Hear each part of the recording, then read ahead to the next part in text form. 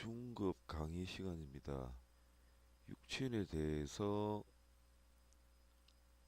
간략하게 설명을 하고 또 강의를 이어가도록 하겠습니다. 다음 글은 어떤 명리학자분의 글인데 간결하게 정리를 잘 하셔서 그 글을 가져와서 설명을 하도록 하겠습니다. 이 글을 작성하신 명리학자분께는 큰 양해를 부탁드립니다. 좋은 글을 제가 가져와서 사용을 합니다. 큰 양해를 바랍니다. 식신부터 설명을 하도록 하겠습니다. 남명이라는 것은 남자의 사주에 있어서 식신은 장모, 사위, 손자, 정조부, 그리고 후배, 제자. 식신이라는 것은 내가 설기를 하는 것, 내가 낳는 것, 갑 같으면 병을 의미합니다. 내가 설계하고 내가 낳는 것 이렇게 되는데, 내가 낳는 것이니 내 아래 사람이지요. 그래서 후배, 제자도 식신에 해당합니다. 부인을 낳았으니 장모가 됨. 그러니까 남자의 명에 있어서 재성이 부인이고, 결혼하지 않았으면 재성이 애인이고, 뭐 그렇게 되는데, 재성이 부인이니까 재성을 생하는 것이 장모입니다. 식신생재하니까 재성을 낳았으니까 식신은 장모가 됩니다. 그리고 손자, 정조부.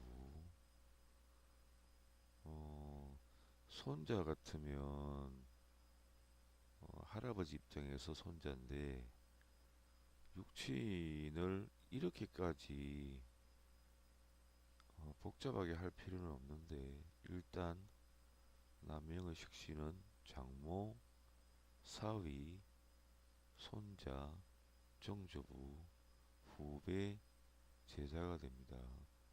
남자의 명에 있어서 자식은 관성입니다.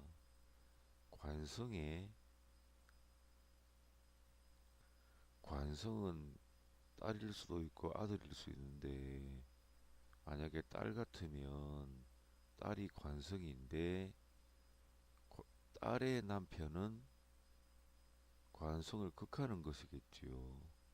그래서 사위가 식신에 해당합니다. 관성을 극하는 것은 식신상관이니까 사위에 해당합니다. 여명의 식신, 여자의 사주에서 식신은 자식, 남자에 있어서 자식은 관성입니다. 여자에 있어서 식신은 자식, 아들, 딸. 그러니까 여자 사주에서는 자식이 식신상관입니다. 남자는 관성이 자식이 해당합니다. 여자 명에 있어서도 식신은 내가 낳는 거니까 내 후배, 제자 이렇게 봅니다.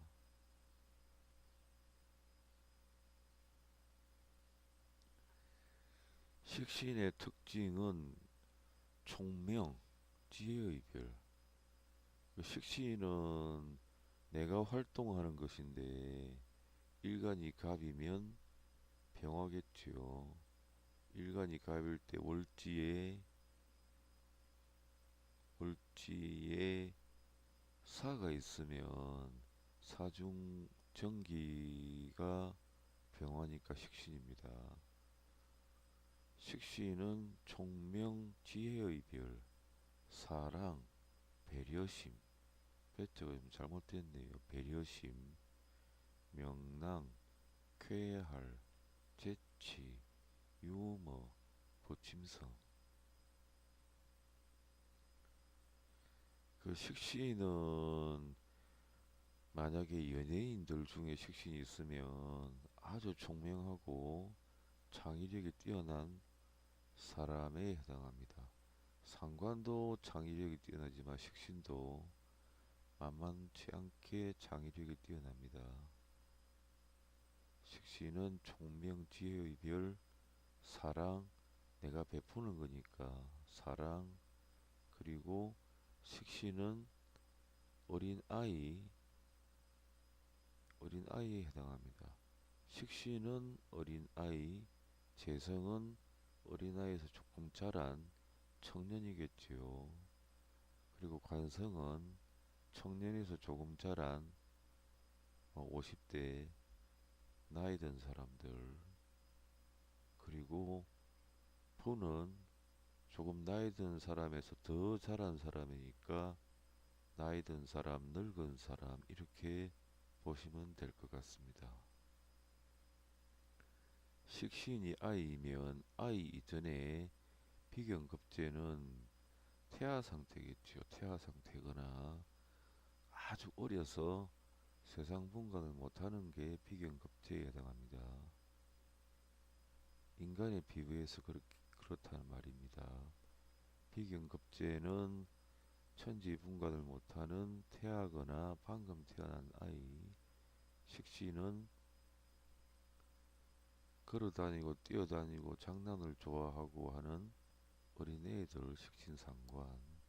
거기서 조금 더 자라서 청년인 경우는 재성에 해당합니다. 재성. 그리고 거기서 더 자란 것은 관성인데 나이 든 사람은 50대. 다시 거기서 더 자란 게 인성이니까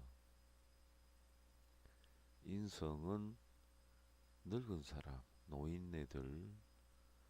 노인네를 폄하하는 건 아니지만 알기 쉽게 노인분들 이렇게 볼 수 있겠습니다. 그러니까 관인상생이라는 것은 노련함을 의미합니다. 관 50대, 부 노인분들, 관인상생한 사람들은 노련하게 50대, 60대가 되면 안정적인 삶을 살 수가 있겠지요. 그동안 노력을 많이 했다면. 그래서 관인상생은 아주 안정적인 삶을 사는 사람이라고 말씀을 드렸습니다.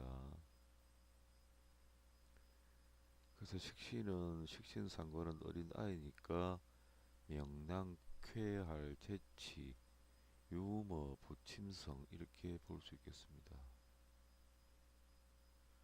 그 다음에 식신을 수명의 별이라고 합니다. 식신을 수명의 별. 그리고 고집, 이론적. 식신은 고집을 부리고 이론적이다. 문창성은 문학적인 재능. 문창성은 문학적인 재능. 그 신살입니다. 신살. 문창성도 있고 뭐 광기학당 이렇게 있는데 문창성은 신살입니다. 문학적인 재능. 그리고 식신 자체도 문학적인 재능이 있습니다. 식신의 성질은 의식주가 풍부하다. 이를테면 식복이라고 하지요. 식신이 발달된 사람들은 식복이 있습니다. 그리고 이전에 강의를 했는데 갑일주 중심에서 병화가 식신이지요. 그래서 병화는 식도락과가 많은데 아주 편리한 식도락과라 해서 소박하지만 맛있는 음식을 좋아한다. 뭐 시래기국이나 해서 자기 입맛에 맞는 음식들을 좋아하는 좀 편리한 미식가입니다. 비싼 음식도 좋아하고 싸도 맛있는 음식을 즐기는 게 병화라고 했습니다. 갑일주에서 병화가 식신이니까. 식신의 성질은 의식주. 의식주가 풍부하다. 식복이 많다. 복록, 봉사심, 성적 재능, 낙천성. 식신은 편합니다.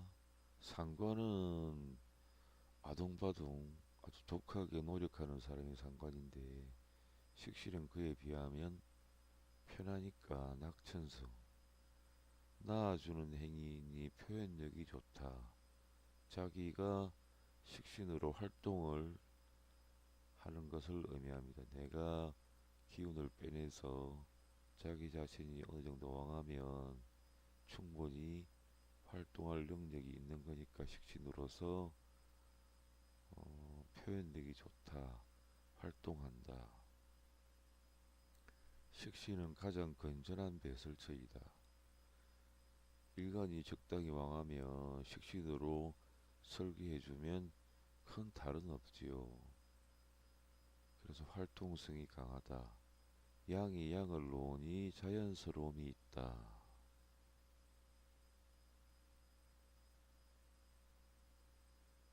식신의 직업은 문학, 교육, 과학, 연구직, 음식, 식품, 예술. 식신이 잘 발달된 사람들이 유명한 팝스타나 큰 배우가 되기도 합니다. 그 연예자평에서는 식신이 건전하게 잘 발달되어 있으면 일간이 적당히 왕하고 식신이 적당히 왕하면 재성과 관성이 뛰어난 사람을 능가하기도 한다. 그런 말을 연예자평에 써놓았습니다. 그 다음 상관을 보겠습니다.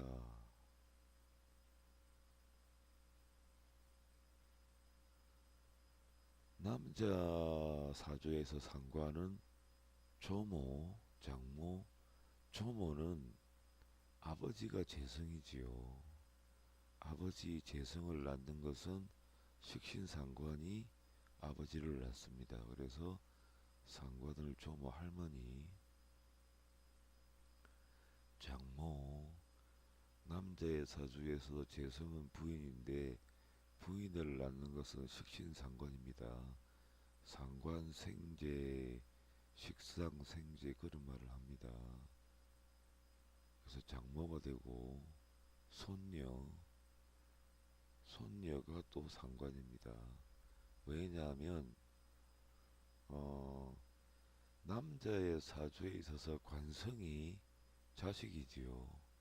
자식의 자식이니까 관성의 자식은 관성을 극하는 것이 관성의 자식이니까 관성을 극하는 것은 식상이니까 식상이 손녀에 해당합니다. 상관은 아랫사람 제자, 그리고 재성은 만약에 남자가 사장이면 재성은 자기가 다스리는 부하 직원들이 재성입니다. 여자 사주에서 상관은 조모, 자식, 아들, 딸. 상관의 특징은 해석이 어렵다. 상관의 특징은 독합니다.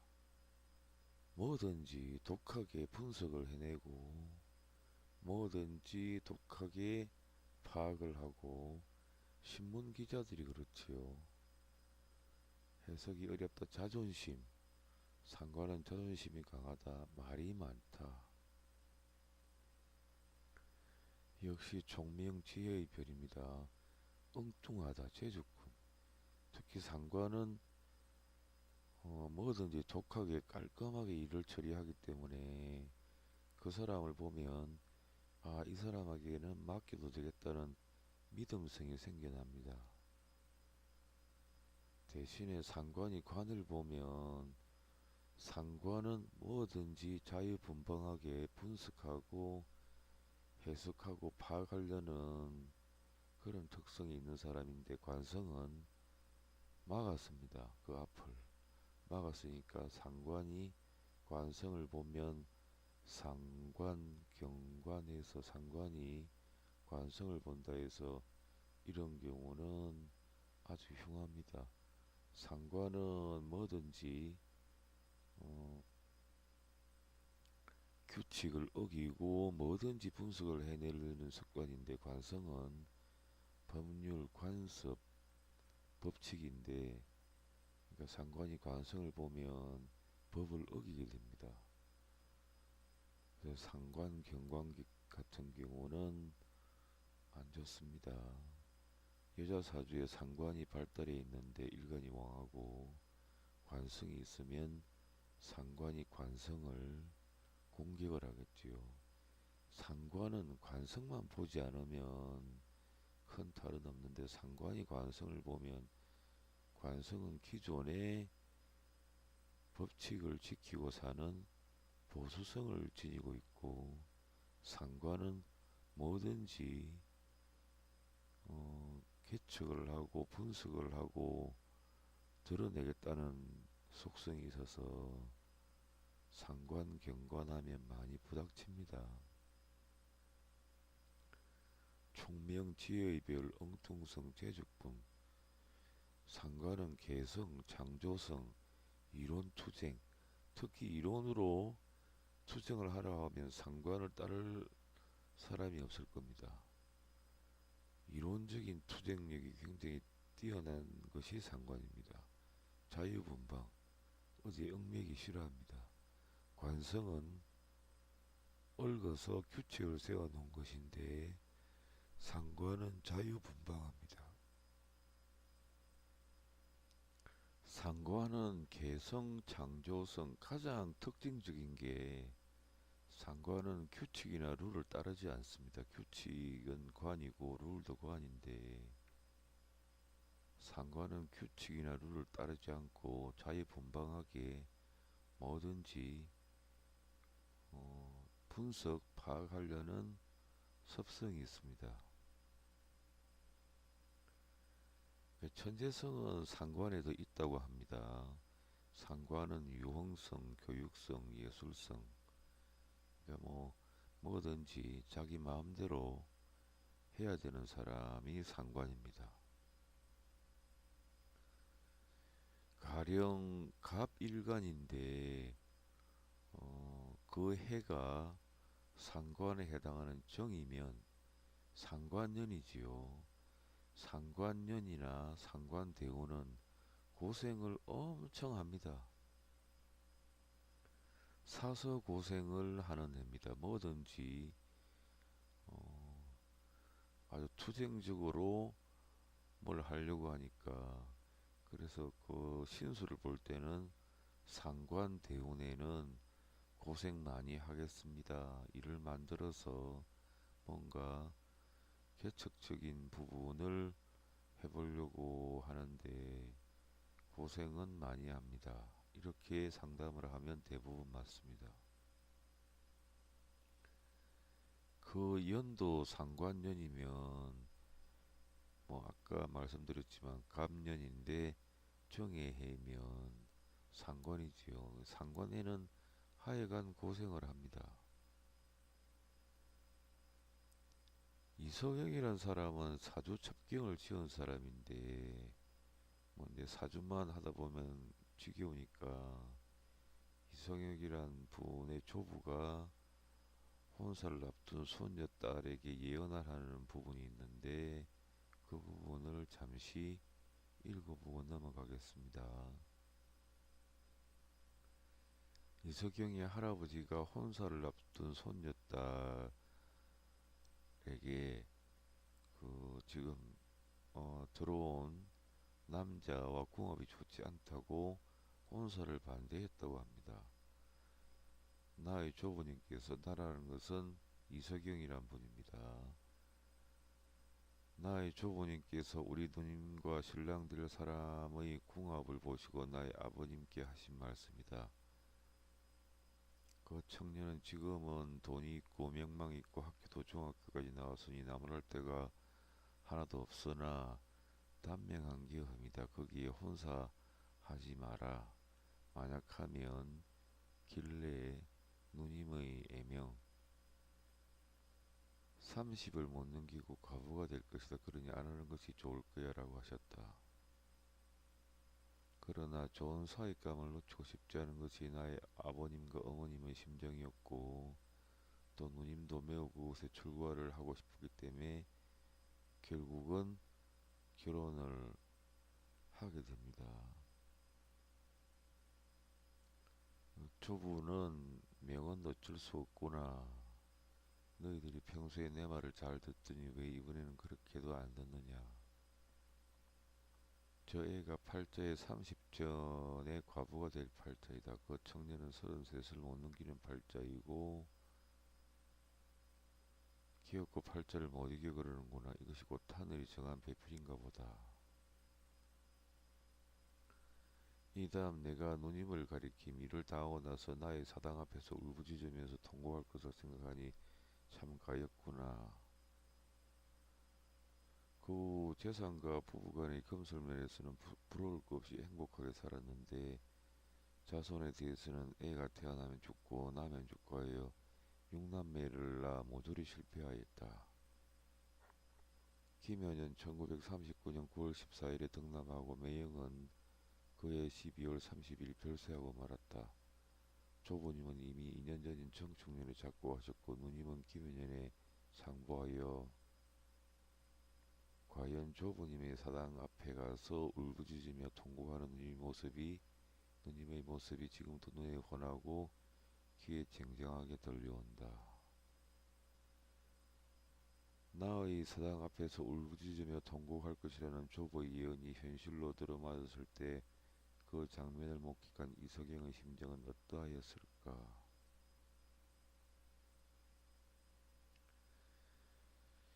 근데 뭐 이 경우는 사주상으로 보면 뭐 제가 아는 한도 내에서는 사주를 보면 35전까지 36전까지 아주 좋은 사람인데 35 이후에는 엉망이 되는 사람이 있습니다. 인생 전반기까지는 운이 너무 좋고 인생 중반기를 넘기고 나면 대패하는 사람들이 있습니다.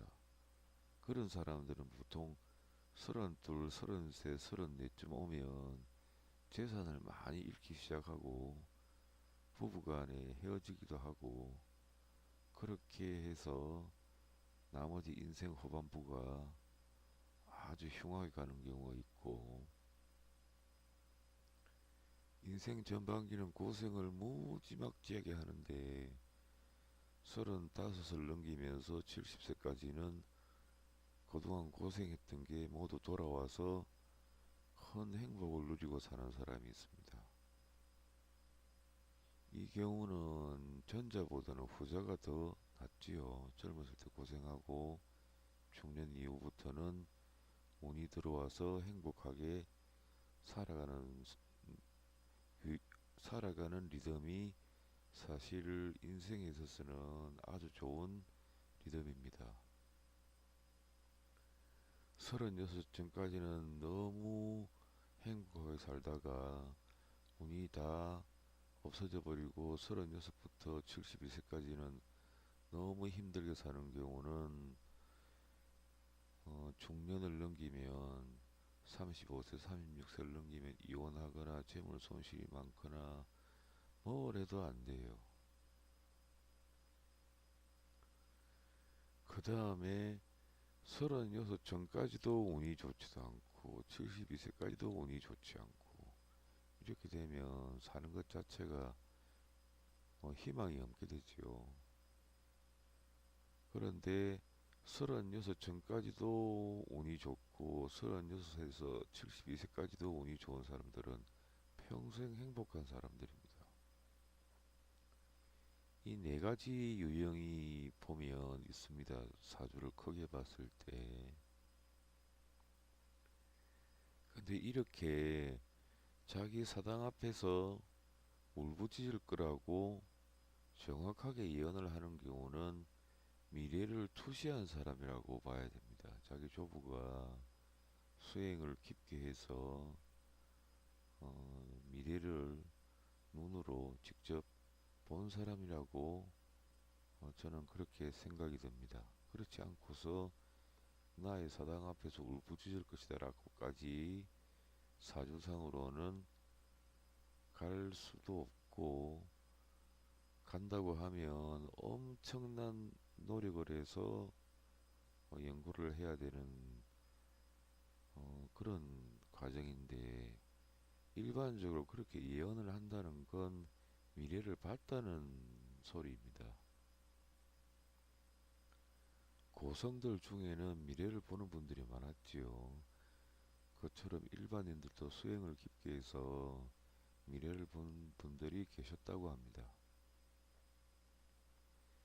상관의 성질은 교만하다. 이 교만하다는 게 딱 맞네요. 버릇이 없고 교만하고 예지력, 활동성 있고 성적인 능력. 성적인 능력이라는 건 그냥 어떤 수치심이나 이런 것 따지지 않고 상대방에게 들이미는 그런 스타일이라서,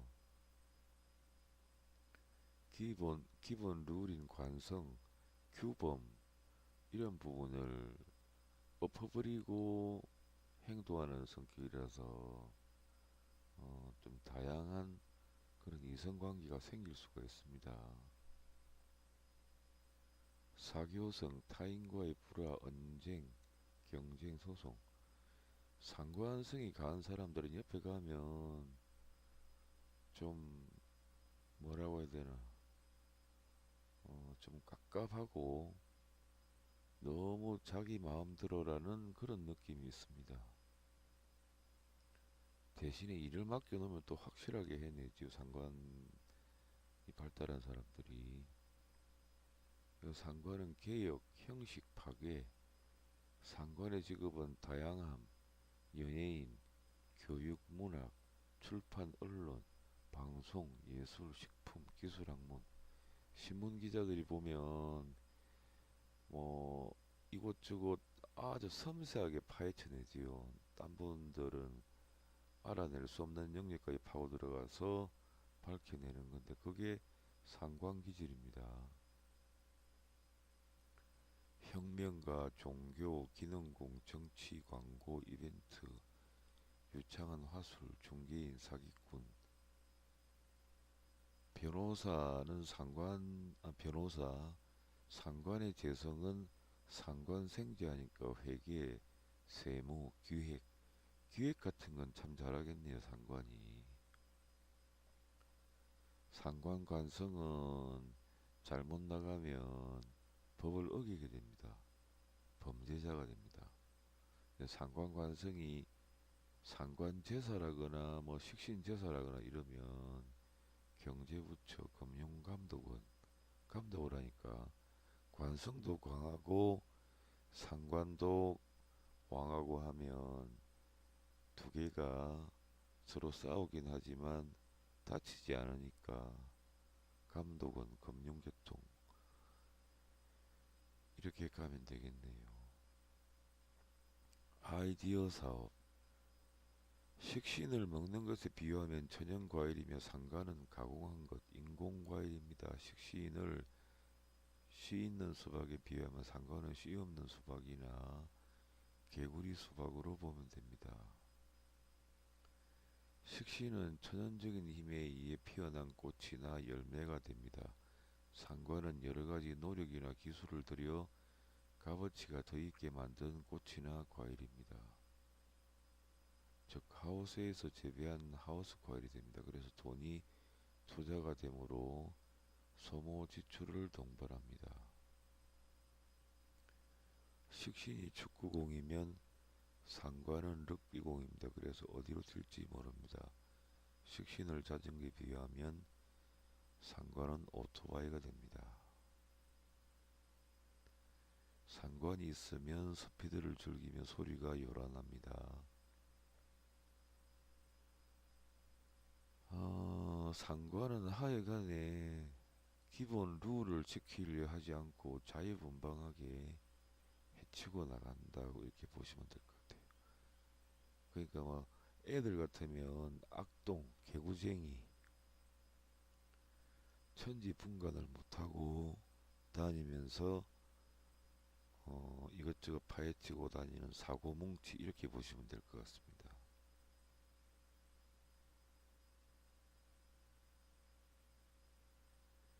편재는 말 그대로 재물을 뜻합니다. 재는 시장, 식신상권을 이용하여 현금화할 수 있는 무대를 의미합니다. 식신, 생재, 상관, 생재 이렇게 합니다.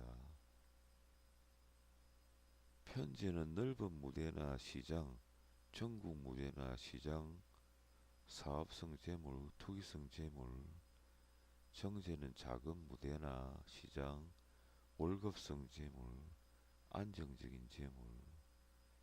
남명의 편지에는 아버지가 되고 애인, 첩, 후처, 아내의 형제, 형수, 백부이고 여명의 편지에는 아버지, 시어머니, 백부입니다. 편지의 특징은 재물에 대한 호탕함, 낭비성향, 허욕, 큰 욕심, 횡재, 투기성, 공익재산, 기부성 재물을 포함합니다.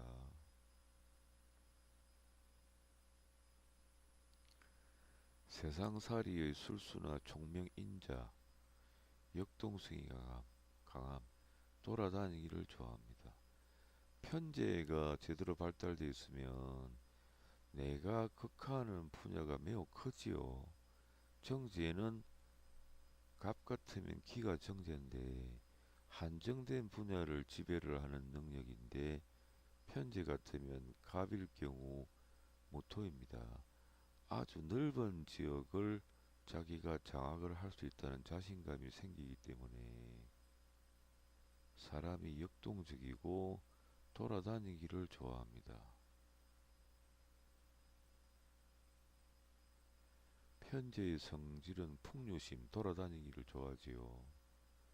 사기성, 도박, 큰 돈을 노리니까. 편재는 많은 돈입니다. 밀수, 쟤도 세상 여자하고 다 인연을 맺을 수 있는 사람이지요. 편재니까. 생난, 돈을 잘 쓴, 욕심이 과함. 편재 같은 경우는 운이 좋으면 돈이 엄청나게 들어왔다가 운이 나쁘면 모조리 나가버리는 사람이 편재입니다. 편재의 직업은 사업가, 무역업, 정권, 금융, 남의 재물을 다루는 일, 사기성의 밀수, 도박, 유흥성. 편재는 큰 재물을 꿈꾸었기에 그것을 얻기도 하고 재물을 다 소진함으로써 가장 밑바닥을 경험해 봅니다. 이것이 편재의 슬픔이고 눈물입니다.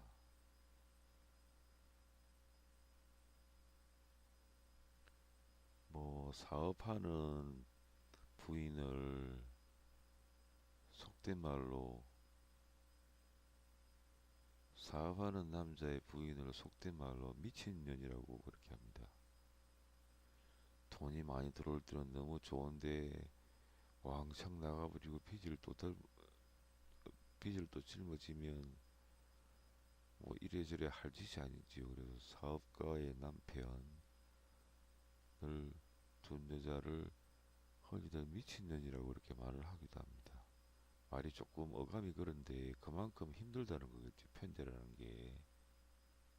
근데 편재가 평생 운이 좋으면 계속 돈이 들어오니까 결국은 거부가 되겠지만 운이 나쁘면 운이 좋았다 나빴다 이러면 돈이 많이 들어왔을 때는 너무 잘 살게 되다가 다 나가버리면 거지가 되고 하니까 변화가 너무 많으니까 좀 그렇지요. 정제는 정당하게 벌어들이는 재물입니다. 남자 같은 경우는 부인이고 아버지의 형제, 고부, 고모, 숙부, 여명의 정제는 시모. 정제의 특징은 근검절약한다. 자기가 열심히 노력해서 번 거니까 아까우니까 근검절약하고 보수성향, 금전에 대한 각별한 마음이 있다. 돈 없으면 외출도 안 함. 인색함, 짠돌이, 성실성. 성실하게 회사 다니면서 월급 받는 사람이 정제지요. 고정성이 강함. 정제의 성질은 정직, 정확성, 검소, 섬세함, 신용. 정제의 직업은 직장, 월급 받는 직장, 금융, 보험, 격리, 세무. 평관입니다. 평관은 관이라는 것은 관직, 직업, 명예, 명분, 나를 제하는 능력을 의미합니다. 나를 제하니까 나의 영혼이라고 하게 되었습니다. 평관은 나를 완벽하게 그걸하니 호랑이에 비유하며 폭력성이죠. 폭력성. 한마디로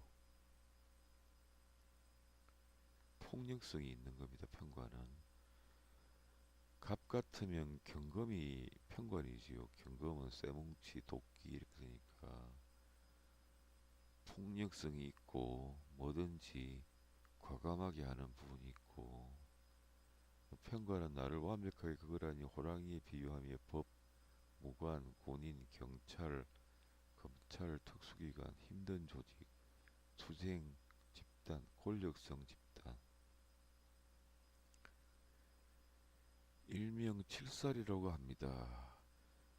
연월에 평관이 있으면 폼 잡는 것을 좋아합니다. 여자를 볼 때는 얼굴을 많이 따진다고 합니다. 남편의 평관은 자식, 고조부.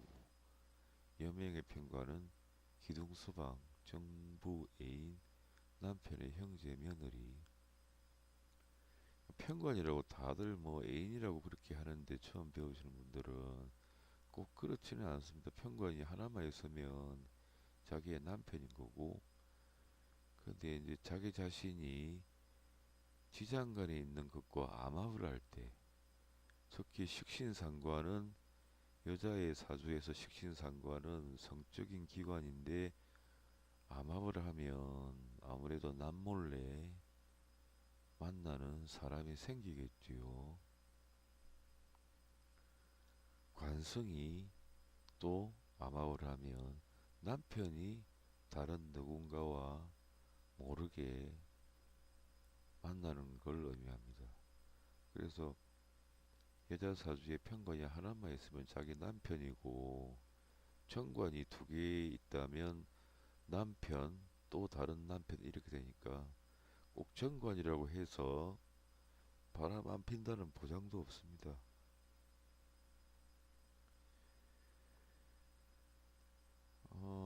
여명의 편관은 기둥서방 정부, 정부라는 것은 바람 났을 때 상대 남자를 말합니다. 정부 애인, 남편의 형제, 며느리, 반만 만족시키는 남편. 사랑이 있으면 능력이 없고 능력이 있으면 사랑이 없는 남편이라고 합니다. 평관을. 평관의 특징은 자존심, 영웅심, 투쟁성, 권모술수, 저돌성, 모험, 성급함, 고독성. 그 다음에 무당 같으면 신기를 말합니다. 평관의 성질은 살성, 인정이 많고 눈물의 약함. 강한 자에게는 강하고 약한 자에는 약한 게 또 평관의 속성입니다. 약한 자 앞에서는 약한 자를 괴롭히는 사람을 또 처단을 하려는 그런 의협심이 있지요. 살성, 인정이 많고 눈물이 약간 우월성, 타인 무시, 폭력성, 과감성, 섬세한 게 없지 아무래도. 성격이 일단 강하게 형성이 되니까 섬세하게 하지 않고 몰인정하게 하는 면이 있는 게 평관입니다. 평관의 직업은 군인, 경찰, 법 관련 업종, 감시감독관, 특수기관, 정치 관련 업종, 조폭, 경호원, 정치 국회의원. 평관은 내가 감당하지 못하면 호랑이에 물어뜯김. 평관이 나를 극하는데 나보다 더 강하면 어, 관제 구설 소송 같은 게 생기겠죠. 시비거리가 자꾸 생기고 어린 시절에 편관이 오면 흉터를 남긴다고 합니다. 뭐 주먹질하다가 서로 싸우거나 뭐 그러는 거죠. 정관은 남면의 정관은 자식, 여자 사주에서 정관은 남편, 시동생. 정관의 특징은 공평성, 나를 정당하게 제어를 하는 겁니다. 정관이라는 것은 공평성, 보수성향, 성실, 치밀, 신용, 영국신사, 정의감, 명예, 명분, 바른 행동, 아내 사랑. 정관의 성질은 명예, 정당성, 신용, 관료주의, 월급, 정직, 품행이 방정함. 정관의 직업은 공무원, 행정관, 월급 직장, 대민사업, 세무, 변호, 회계. 정관은 바른관으로 바른 행동, 바른 직업, 안정적인 직업, 바른 남편을 의미합니다. 정관은 룰이나 규칙을 정확하게 지키려고 하는 것입니다. 그러나 결단성은 약하지만 정직하고 성실하게 바르게 생활하는 사람입니다. 편관이 사법이면 정관은 행정입니다. 편관 더하기 상관이 되면 입법이 되며 상관이 강해지면 비판, 독설이 되며 상대방에게 언론 플레이를 하는 당 대변인이 됩니다. 편관 상관은 언론 조직이며 편관이 강해지면 언론기관에 있다가 사법으로 갑니다. 편인은 정인에서 인은 한자로 도장인입니다. 문서, 도장, 결재권, 권리, 공부, 자격증, 인허가를 의미하고 토지문서, 집문서, 학문 이렇게 됩니다. 남자 사주에서 편인은 편모, 계모, 유모, 모친의 형제, 장인, 조부. 여명에서 편인은 계모, 친모의 형제, 이모, 사위, 조부. 편인의 특징은 무의도식, 식신을 극하니까 게으름, 임기영, 변, 변태성, 바퀴도 없고 날개도 없음, 변태성, 단판성부, 시동도 안 걸고 출발, 포기가 빠름, 눈치가 빠름, 뭔가 주기 위해서 제어하는 것. 편인의 성질은 종교, 철학, 예술, 학문, 문서, 빈곤. 편인의 직업은 예술, 의학, 종교, 철학, 교육, 스포츠, 순발력이 있는 스포츠. 유흥, 임대, 사업, 모텔. 식신을 신체를 보면 팔다리이므로 편인은 식신을 극하니 팔다리를 사용하지 않고 먹고 살아야 하므로 특별한 재주, 재능, 기술을 의미합니다. 편인은 인성의 압축이므로 반발력이 내재되어 있습니다. 그것이 풀리면 그 반발력은 엄청 큽니다.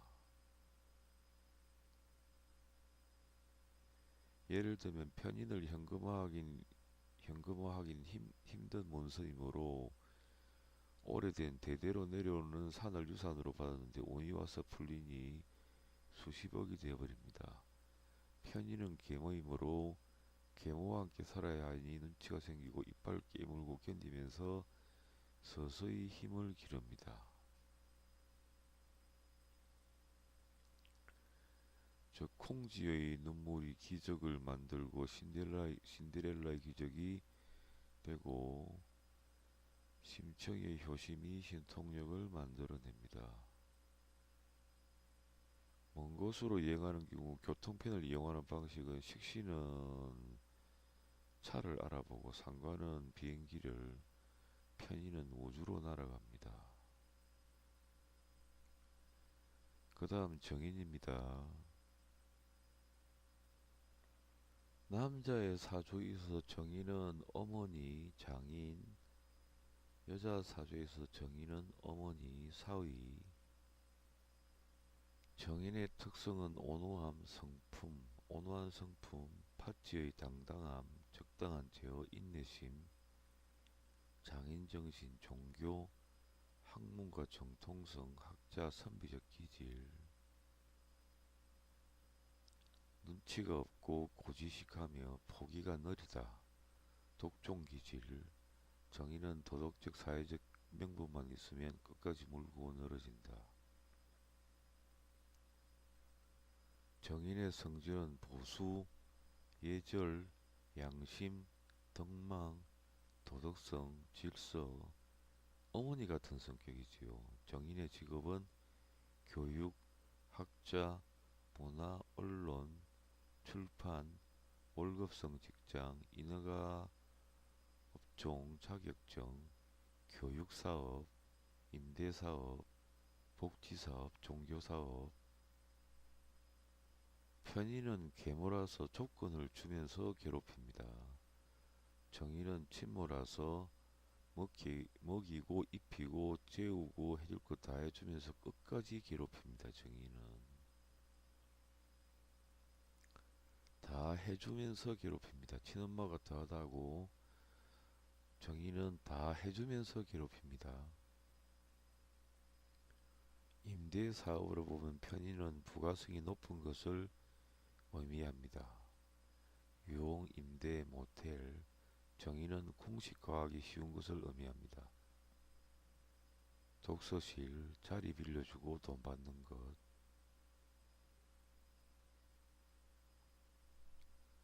편의는 현금화하기 힘든 문서이고 잘 팔리지 않는 문서입니다. 이것이 풀리면 큰 돈이 됩니다. 정의는 현금화하기 쉽고 잘 팔리는 문서입니다.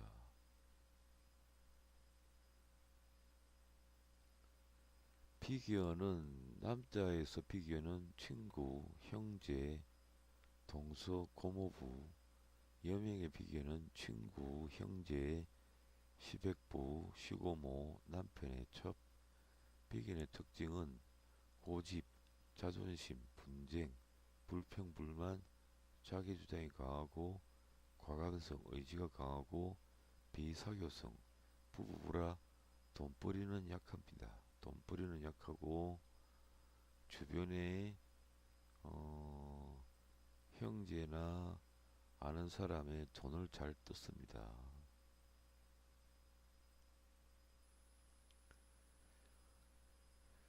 육친을 보면 이전에 제가 사주 공부를 할 때 시중에 도는 비법수 같은 거를 구해보면 비법수라고 해도 뭐 전부 복사한 게 이제 돌아다니는데 거기에 보면 육친에 대해서 아주 정밀하게 연구를 하고 육친에 대한 이론만 해도 한 권의 책이 될 정도로 그렇게 하는 분들이 있습니다. 문제는 육친의 지나치게 얽매이면 사주 운세를 보지 못한다는 것인데 사주에서 가장 중점을 둬야 될 부분이 앞날의 운세가 어떨할 것인가를 맞춰내는 게 가장 핵심이지. 육친의 성격이 어떻다 뭐 이렇게 논하는 게 별 의미가 없습니다. 가장 먼저 운을 정확하게 집어내고 그 다음에 육친 관계를 따져야 할 겁니다. 비견의 성질은 분리, 독립, 독단, 주체성, 추진력, 경쟁심, 과시욕, 잘난체, 칭찬을 해주면 아주 좋아한다고 합니다. 비견은 심리적으로 의리, 동업, 협조, 지지이며 재물로는 분배, 지출의 의미가 있습니다. 연월일에서 비견이 들어오는 때이면 금전관계를 조심해야 합니다. 그림자처럼 따라다니는 존재라고 생각하셔도 됩니다. 비견이 없으면 추진력이 약하며 주체성이 약하지만 부부에는 좋습니다. 비견 급제가 많은 사람들은 꼭 다른 사람들과 함께 사업을 벌이려고 하는 면들이 있습니다. 혼자서는 뭘 하려고 하면 잘 안 된다고 생각을 하는 면이 좀 있습니다.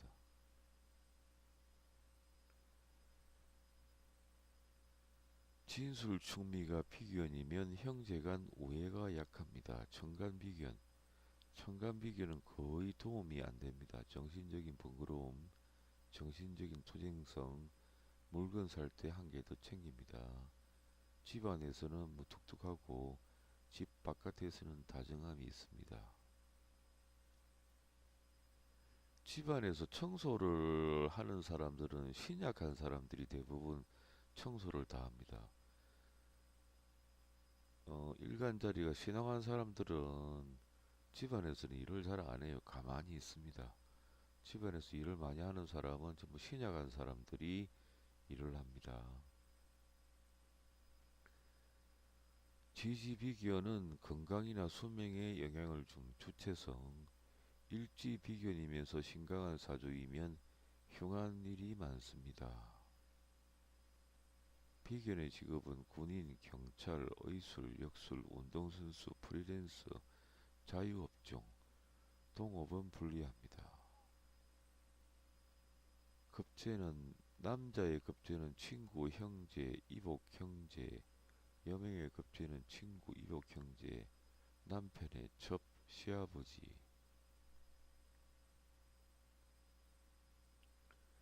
급제의 특징은 고집, 분쟁, 교만, 과감성, 제복이 없다, 손재, 성급함, 투기, 파산 등입니다. 급제의 성질은 이동, 분리, 야망, 독립, 독단, 주체성, 추진력, 경쟁심, 승부욕, 과시욕, 투기성,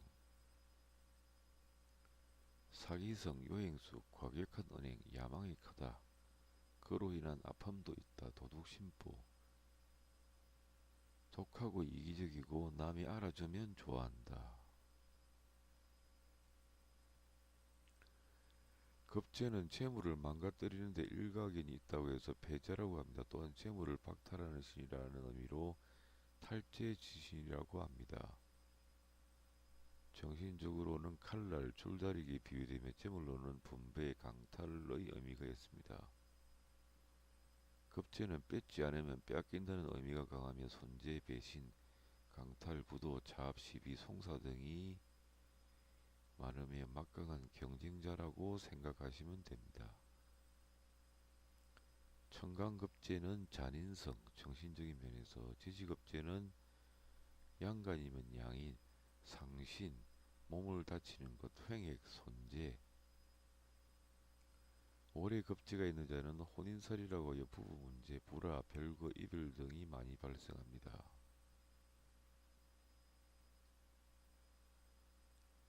급제의 직업은 비견과 비슷함. 단 공동사업은 절대 안됩니다. 집단적인 사업이긴 합니다. 예를 들면 대리운전, 교육사업, 장례업종 등. 급제운 자체에서도 부도가 잘 납니다. 급제는 한방에 빼앗기는 별이므로 금전적으로 현금, 이동수기 극도로 나빠질 때도 보통입니다. 급제운에 나빠질 때도 보통 급제운에 해당합니다. 보통 급제날에 도난 분실이 잘 일어납니다. 비견은 협동 후 분배하는 것이고 급제는 적대적인 분배입니다. 비견은 자의적인 낭비 지출이며 급제는 타의적인 낭비 지출입니다. 비견은 내기하자고 했다가 안하고 한다면 대처를 안하지만 급제는 끝까지 하려고 합니다. 월지가 비견급제이고 대운, 세운에서 흉운이면 부부 이별이 많습니다. 급제의 좋은 점은 식신의 뿌리가 되므로 수명에 기라며 식신은 밥의 식신이므로 먹을 복은 있습니다. 관살이 많거나 혼잡인 경우에는 비급이 희신이 되므로 좋은 작용을 합니다. 하나를 잡아주는 역할을 하겠지요. 갑중심에 경금이 7살인데 을이 있으면 을경합해서 7살을 잡아주는 역할을 한다는 의미입니다. 즉 관살의 힘을 빼주는 역할을 비급이 합니다. 양일 간의 급제는 나의 수명을 위협하는 질살, 편관이 식신이 없으면 질살과 합함으로 질살의 작용력은 없애중으로 특히 좋습니다. 예를 들어 양일간인 경금일간의 급제는 신이고 편관은 병이므로 급제인 신이 편관 병화와 합을 해중으로 질살인 병화의 작용력이 사라집니다. 질살의 살성을 잡아준다는 소리지요. 일반적으로 월주 천간지지에 급제가 있으면 재물을 모으기 힘듭니다. 신강사주에 월지 급제가 있고 흉신이면 한 번은 사업에 망합니다. 특히 급제와 정제가 같은 기둥이면 재산 손실이나 파산이 있습니다. 육친에 대해서는 검색을 해보시면 차고 넘치는 게 육친입니다. 아주 지겨울 때까지 육친에 대해서 한번 읽어보시기 바랍니다. 그러면 육친에 대해서는 바르게 정립이 될 겁니다. 검색을 해보시면 사조 육친 이렇게 하면 다양한 글귀들이 많습니다. 그러니까 지겨울 정도로 읽어보시면 아마 육친에 대해서는 더 공부할 필요 없이 머릿속에 정립이 될 겁니다.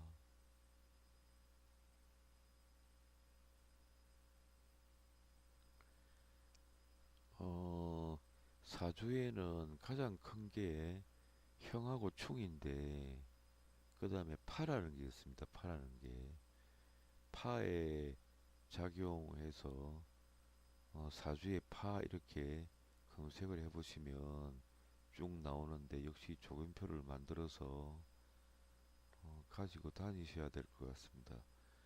자유파, 오묘파, 사신파, 인해파, 축진파, 미술파 이런데 형이나 충에 파나 해가 겸해지면 그때 문제가 생깁니다. 파나 해 자체로서는 문제가 생기는 경우가 드문데 형이나 충된 곳에 파, 해가 겹쳐버리면 그때는 문제가 크게 생긴다는 걸 꼭 기억을 하셨으면 합니다. 이를테면 좌오충이지요. 좌오충일 때 오와 파가 되는 것은 묘입니다. 두 번째 보면 오묘파 되어 있지. 오묘파. 좌오충 되면 큰 문제는 없는데 다시 충된 오에 묘가 있어서 오묘파 해버리면 오는 문제가 반드시 생깁니다. 정신적으로 문제가 생기거나 성격적으로 문제가 생기거나 그렇게 됩니다. 좌오충 했으면 좌와 오가 충돌인데 미가 있어서 잠이 육해를 해버리면 그때도 자에 문제가 생깁니다. 그러니까 파해 자체로는 독단적인 문제가 생기지 않지만 충형이 임한 곳에 파나 해가 가해지면 그때는 문제가 반드시 생긴다는 걸 꼭 기억을 하시기 바랍니다. 해는 잠이 6회, 추고 6회, 인사 6회, 묘진 6회, 유술 6회, 신해 6회입니다. 삼합, 방합, 반합, 육합은 배우셨지요? 신자지는 수국, 해묘미는 목국, 인호술은 화국, 사유축은 금국, 인묘지는 목방합, 사오미는 화방합, 신유술은 금방합, 해자축은 수방합, 방이합, 방합 이렇습니다. 삼합충 반합 배우셨지요? 인호술이 화국인데 세 개의 지 중에 두 개만 있어도 합이 된다. 인호 반합, 오술 반합, 인술 반합 배우셨지요? 해묘 반합, 묘미 반합, 해미 반합, 인묘진도 마찬가지입니다. 사오미도 사오 두 개만 있으면 반합, 오미 반합, 삼이 반합 이렇게 됩니다.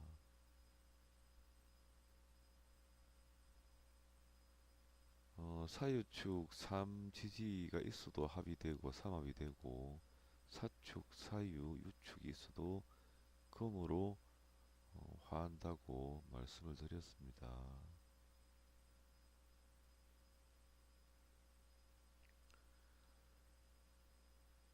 사오미 임묘진 신유술 해자축. 여기 보면 인사신에는 사장생이라고 하고 맹신이라 합니다. 맹신, 어떤 맹자를 써서 각 오행의 장생입니다. 이를테면 화의 장생은 인이지요. 금의 장생은 사이고 12운성입니다. 수의 장생은 신입니다. 목의 장생은 해입니다. 자오묘유를 제왕기운이라 그래서 사중신이라 합니다. 중신. 각 오행의 제왕. 또 폐기라고 합니다. 폐할 폐자를 써서 폐기라고 합니다. 우쭐댄다. 좀 자만심이 생긴다는 게 또 좌우묘입니다. 진술충미는 사묘라 그러고 계절을 구분하는 거라 해서 사계신이라고 합니다. 계절신.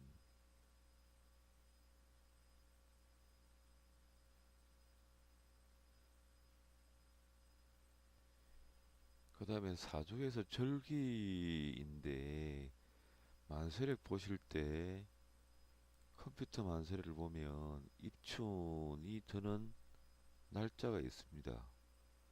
그 날짜를 지나면 다음 달 입춘이 만약에 2월 보통 2월 5일인데 2월 5일이 지나면 그 해의 간지 운을 씁니다.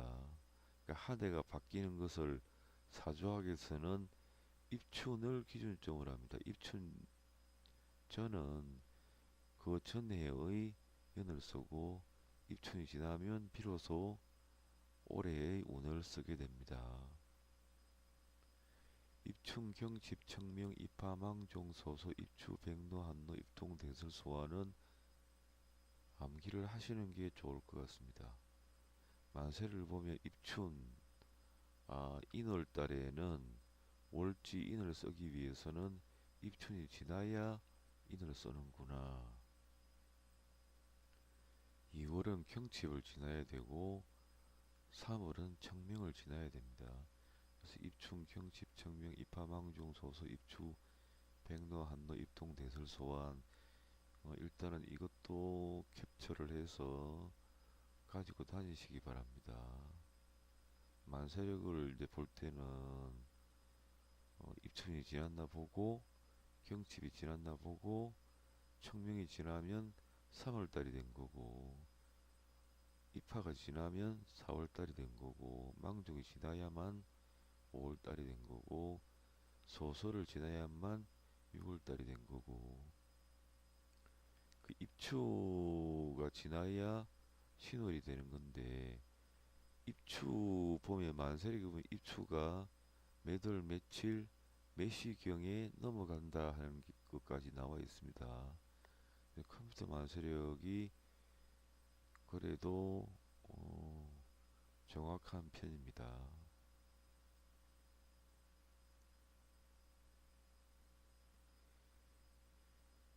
여기 보면 출현무정이라고 했죠. 출현유정, 불현무정하고 출현유정했는데 관성이 출현하지 않으면 일간지를 남편으로 본다. 사주를 볼 때는 일지가 자기 배우자니까 남자 같으면 일지도 보고 재성도 봐야 되고 여자 같은 경우는 일지도 보고 관성도 봐야 합니다.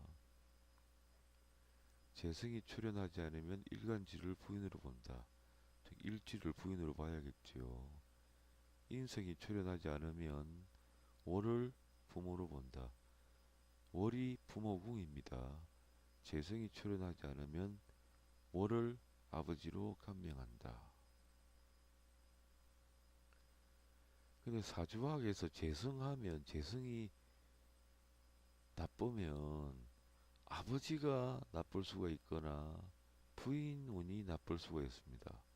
이 경우는 분리가 잘 안 됩니다. 그러니까 사주 감정할 때 재성이 나빠져 있으면 아버지가 힘드시거나 부인하고 사이가 좋지 않을 수 있습니다. 이렇게 말씀을 해야지.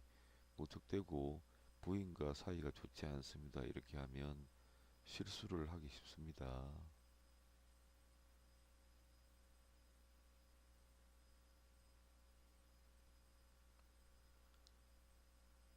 그 다음 원진살입니다. 원진살은 많이 들어보셨을 겁니다. 서로 미워한다는 거. 그래서 이 부분도 캡처를 해서 조근표로 갖고 다니시기 바랍니다. 자미원진, 추고원진, 인유원진, 묘신원진, 진해원진, 사술원진. 특히 진해가 있는 경우는 만약에 갑일간 같은 경우는 진이 재성이지요. 아버지. 갑일간 같은 경우는 해는 수생목하니까 인성이지요.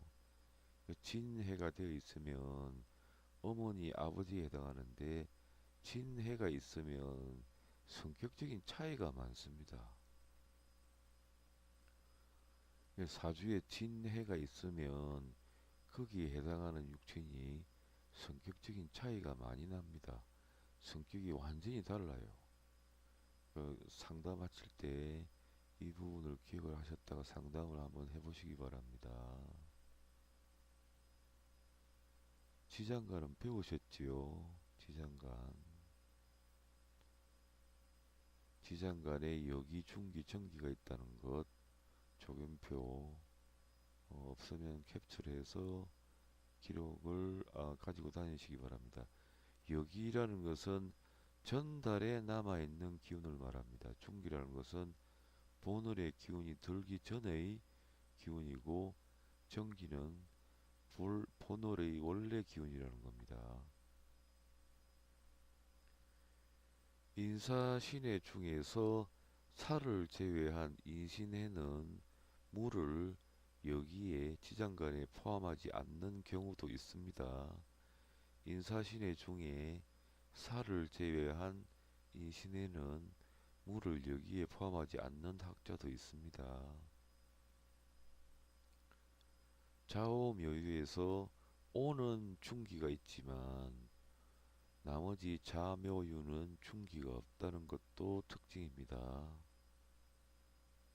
어떤 학자들은 여기 보면 여기 중기 정기가 있는데 여기가 며칠, 중기가 며칠, 정기가 며칠인데 거기에 해당해서 중기 기운을 받고 났느냐, 정기 기운을 받고 났느냐, 여기 기운을 받고 났느냐를 따지는 분들이 있습니다.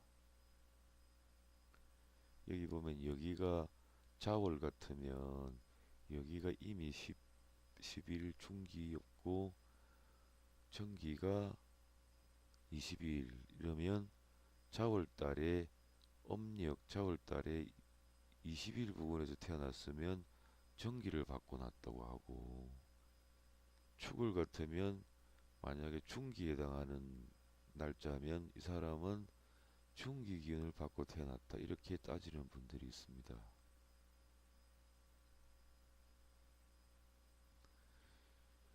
투간은 지장간이 천간에 튀어오른 경우입니다. 몇 번 말씀을 드렸습니다. 착근이란 것은 천간이 지지의 지장간과 연결된 경우를 착근이라고 합니다. 투간은 해와 인중의 갑이 마치 천간의 갑으로 튀어오른 것처럼 해서 투간이라고 하고 갑이 해중에 인에 뿌리를 둔다고 해서 착근이라고 합니다.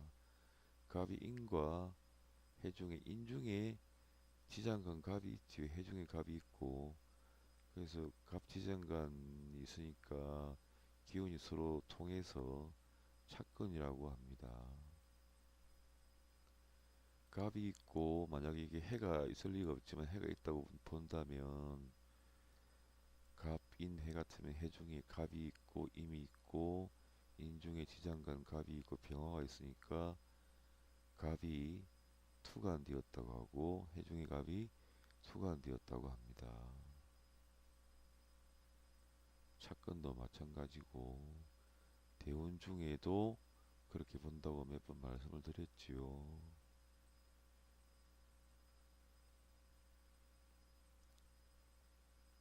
통관용신이란 말이 있습니다. 통관용신이라 해서 금목이 서로 싸우는데 수가 있어서 금생수, 수생목 하는 것을 통관이라고 합니다. 수화가 서로 싸우고 있는데 목이 중간에서 수생목, 목생화로 서로 싸움을 해소를 시키는 것을 통관이라고 합니다. 수토가 서로 싸우는데 화가 중간에 왕에 있으면 이건 통관이 아니지요. 이건 잘못했네요. 화금 상극의 토통관이요. 화와 금이 싸우고 있는데 토가 중간에 어느 정도 왕에 있으면 화생토, 토생금. 물론 화와 금의 거리가 가까우면 서로 싸우는 정도가 좀 심해지겠죠. 그렇지만 화가 있고 중간에 토가 있고 떨어지게 금이 있으면 화생토, 토생금 되겠지요. 사주에 화금이 싸우고 있는데 대운에 토가 들어오면 화생토, 토생금 이렇게 되겠습니다. 토수가 서로 싸우고 있는데 금이 있으면 통관이라고 합니다. 토생금, 금생수. 재성과 인성이 서로 싸우고 있는데 재극인이지요. 그러면 중간에 관이 재생관, 관인상생, 재생관, 관인상생 이렇게 됩니다. 인성과 식신이 서로 싸우고 있으면 비급이 중간에 있으면 인이 생비급, 비급이 생식신 통관을 해줍니다. 관성과 비경급제가 서로 싸우면 중간에 인성이 있어서 관인상생, 인성생비, 식신생재성, 식신생재, 재생관 이렇게 됩니다. 지는 말씀을 많이 드렸습니다. 신자진, 수가 흘러 모여드는 집합장소, 그 다음에 진중에 개수가 있다는 것,